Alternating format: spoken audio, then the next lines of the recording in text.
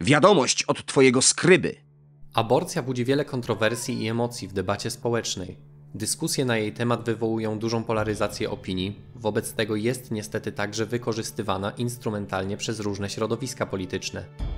Niezależnie od tego, jaką i czy w ogóle jakąś stronę w tej batalii wybierzemy, możemy być pewni, że znajdą się ludzie, od których usłyszymy jedynie przepełnione emocjami inwektywy kierowane w naszą stronę, jeżeli tylko nie zgadzamy się z ich opinią. Choć może nam się wydawać, że zagadnienie aborcji jest ściśle powiązane z czasami najnowszymi, tak zarówno sam proces przerywania ciąży, jak i dyskusja na jego temat była również aktualna w czasach starożytnych.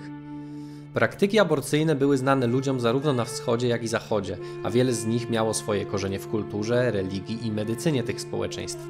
Ludzie w starożytności, podobnie jak my dzisiaj, postrzegali aborcję w sposób zróżnicowany. Sam fakt zachowania się do naszych czasów szczegółowych informacji na ten temat może prowadzić nas do wniosku, że również w starożytnych cywilizacjach aborcja budziła emocje i być może była przedmiotem rozważań na temat moralności. Jakie były skutki aborcji dla kobiet i ich społeczeństw? Czy doświadczenia ludzi żyjących kilka tysięcy lat temu mogą pomóc nam zrozumieć naturę tego zagadnienia, czy też dostarczyć nam kolejnych powodów do światopoglądowych rozterek? Lektura tekstów z czasów starożytnych dostarcza nam dowodów na to, że ówczesnych ludzi cechował zimny utylitaryzm. Tysiące lat temu ludzie być może nie mieli czasu na żadne moralne rozterki, a wszelkie ich wysiłki były skoncentrowane na zaspokojeniu podstawowych potrzeb, takich jak zapewnienie sobie żywności, schronienia czy poczucia bezpieczeństwa. Wobec tego wszystkie przedmioty, dobra czy nawet ludzi przeliczano według wartości, którą stanowić mieli czy to dla społeczeństwa, czy dla indywidualnego majątku prywatnego. Wszystko to umotywowane brutalnym instynktem przetrwania, który nam z perspektywy szczytu piramidy potrzeb ciężko dzisiaj zrozumieć. Wartość człowieka w przeliczeniu na zboże czy srebro była jednak uzależniona od pozycji społecznej, co znajduje odzwierciedlenie w starożytnych aktach prawnych, takich jak kodeks Hammurabiego. W tymże zbiorze przepisów wysokość grzywien, kar lub opłat była ściśle uzależniona od pozycji zajmowanej w społecznej drabinie, jednak to nie w akcie prawnym, a w utworze literackim znajdujemy jeden z wielu dowodów na czysto materialistyczne podejście do wartości ludzkiego życia. W 27 rozdziale Księgi Kapłańskiej Starego Testamentu przeczytamy: jeżeli chodzi o mężczyznę w wieku od 20 do 60 lat, to będzie on oceniony na 50 cyklów srebra według wagi przybytku. Jeżeli chodzi o kobietę, to będzie ona oceniona na 30 cyklów. Jeżeli chodzi o dzieci w wieku od 1 miesiąca do 5 lat, to chłopiec będzie oceniony na 5 cyklów srebra, a dziewczynka na 3 cykle srebra. Fragment ten dotyczy wykupienia się z niewoli służebnej w świątyni Jahwe.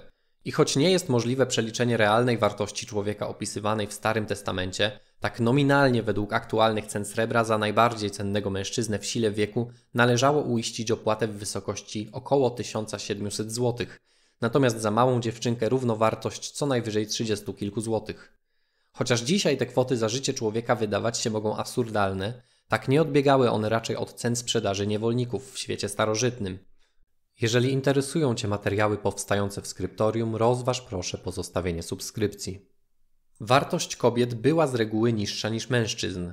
Jednak starożytni pracodawcy czy przywódcy religijni raczej nie deprecjonowali kobiet ze względu na płeć, a przydatność w pracy fizycznej, która odmiennie niż dzisiaj była przecież dominująca. Prawdziwy dowód na nierówne traktowanie i brak możliwości samostanowienia kobiet w oderwaniu od mężczyzn w kontekście przerywania ciąży znajdujemy jednak zarówno w starożytnym prawodawstwie, jak i tekstach religijnych. Tak jak ustaliliśmy, życie człowieka miało przecież określoną i mierzalną wartość. Utrata dziecka, także tego nienarodzonego, oznaczała więc nie tylko uraz psychiczny czy fizyczny matki, ale przede wszystkim szkodę materialną wyrządzoną ojcu, głowie rodziny. Gdyby mężczyźni bijąc się uderzyli kobietę brzemienną, powodując poronienie, ale bez jakiejkolwiek szkody, to winny zostanie ukarany grzywną, jaką na nich nałoży mąż tej kobiety i wypłaci ją za pośrednictwem sądów polubownych. Jeżeli zaś ona poniesie jakąś szkodę, wówczas on odda życie za życie. Na całym Bliskim Wschodzie opracowywano kolejne iteracje prawa talionu, które znamy poprzez lakoniczne określenie oko za oko, ząb za ząb. Szkodą w przypadku tego fragmentu Księgi Wyjścia jest więc nic innego jak poronienie wskutek przemocy fizycznej. Choć w tym miejscu muszę podkreślić, że już starożytni filozofowie analizujący teksty biblijne zwracali uwagę, że jest to kwestia dość niejednoznaczna. Mamy więc mniej lub bardziej wiarygodne dowody na to, że starano się wówczas w jakiś sposób rekompensować napaść na kobiety ciężarne, wypłacano odszkodowania lub stosowano prawo zemsty wobec napastnika. Wydaje się więc, że celem nie była ochrona praw płodu, ale ochrona praw ojców, ponieważ to oni decydowali w porozumieniu z ludowymi sądami o losie napastników, a także byli odbiorcami rekompensat finansowych. Według Filona z Aleksandrii, który chodził po ziemi, gdy zaczynała się nasza era, to czy nakładano grzywnę, czy skazywano na śmierć napastnika, zależało od stopnia uformowania płodu. W każdym razie w Starym Testamencie nie odnajdujemy jednak żadnych zapisów o ciąży przerywanej w sposób celowy. Co innego w prawie asyryjskim, które powstawało od połowy drugiego tysiąclecia przed naszą erą. Ten zbiór regulacji prawnych, choć w wielu kwestiach podobny do wcześniejszych kodeksów sumeryjskich czy babilońskich, jest dużo mniej znany. To w nim właśnie odnajdujemy szczegółowe przepisy dotyczące zarówno życia rodzinnego, domowej przemocy, relacji seksualnych, czy też jeden z pierwszych zakazów aborcji. Paragraf 52 prawa asyryjskiego głosi: jeśli kobieta z własnej inicjatywy porzuci to, co w niej jest, będą ją ścigać, osądzą ją, ukrzyżują ją, nie będą jej grzebać. Jeśli umrze z powodu upuszczenia tego, co w niej jest, ukrzyżują ją, nie będą jej grzebać. Akcent w tym zapisie prawa asyryjskiego sprzed ponad 3000 lat ponownie nie jest położony na samo dokonanie aborcji, a na fakt podjęcia niezależnej decyzji przez kobietę. Czy brak regulacji dotyczącej przerwania ciąży na polecenie głowy rodziny może świadczyć o tym, że Asyryjczycy stali po stronie życia? Raczej nie, ponieważ najprawdopodobniej mąż lub ojciec w przypadku kobiety niezamężnej mógł zlecić przeprowadzenie aborcji. Inne zapisy tego samego kodeksu pokazują, że w starożytnej Asyrii stosunek do życia jako wartości samej w sobie był jeszcze bardziej neutralny niż w cytowanym wcześniej Starym Testamencie. Mężczyzna powodujący aborcję poprzez napaść na kobietę był skazywany jedynie na wybatorzenie oraz wypłacenie rekompensaty w postaci kilkudziesięciu kilogramów ołowiu lub ekwiwalentu jego wartości w postaci innych dóbr. Wobec tego możemy zakładać, że to Asyryjczyk, a nie Asyryjka decydował o tym, czy przerwać ciążę, czy też wydać na świat kolejnego potomka. Kara dla kobiety, która zdecydowała się na aborcję, była niewyobrażalnie sroga, nie tylko pod względem fizycznym, ale i duchowym. Oprócz uwłaczającej i brutalnej formy egzekucji, jaką było ukrzyżowanie, na fatalny los był również skazywany duch kobiety. Jako że wyraźnie zakazano grzebać ciała po śmierci, dusza takiej osoby według najstarszych tradycji obecnych w Mezopotamii nie mogła wstąpić do zaświatów. Tam duchy otrzymywały ofiary z żywności składanych przez swoich krewnych. Tak więc duch osoby nigdy niepochowanej miał snuć się wiecznie po ziemi, nie mogąc ugasić pragnienia ani zaspokoić głodu. O samych sposobach przeprowadzania aborcji na starożytnym Bliskim Wschodzie wiemy zaskakująco dużo. Stosowano różne metody, a zapewne najstarszą i najbardziej brutalną jest po prostu użycie przemocy wobec ciężarnej kobiety i spowodowanie poronienia. O takim sposobie na przerwanie ciąży nie informują nas jednak starożytne manuskrypty, wobec czego nie możemy być tego pewni. Do innych fizycznych sposobów, które były stosowane, możemy zaliczyć wycieńczającą pracę fizyczną, podnoszenie ciężarów czy oblewanie brzucha ciepłą wodą. Takie metody nie ograniczały się jedynie do obszaru, który dziś nazywamy Bliskim Wschodem. Praktykowano je zapewne we wszystkich społecznościach świata starożytnego, od Azji aż po Amerykę. Jeżeli chodzi o medyczne sposoby na dokonanie aborcji w żyznym półksiężycu, to niektóre źródła anegdotycznie przytaczają miksturę składającą się z bliżej nieokreślonych roślin oraz zmielonej jaszczurki wymieszanej z piwem. Jeden z niewielu falsyfikowalnych sposobów na intencjonalne przerwanie ciąży odnajdujemy jednak nieco dalej na zachód, w starożytnym Egipcie.